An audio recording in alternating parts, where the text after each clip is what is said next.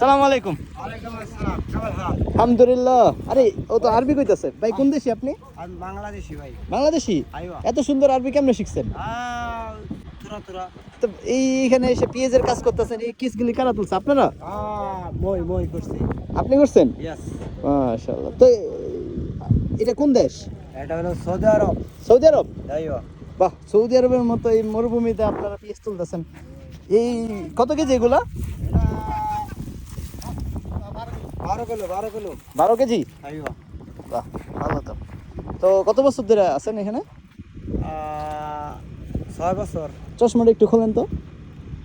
মাশাআল্লাহ। দেশের বাড়ি কই আপনার? দেশের বাড়ি ময়মনসিংহ, ফুলবাড়িয়া থানা। বাবার নাম আলতাবালি, আমার নাম দুলাল। মাশাআল্লাহ। ছেলে মেয়ে 3 জন, 4 জন। বিয়েও করছেন? আইবা। মাশাআল্লাহ মাশাআল্লাহ। দুই বউ। দুইটা বউ আছে? আইবা।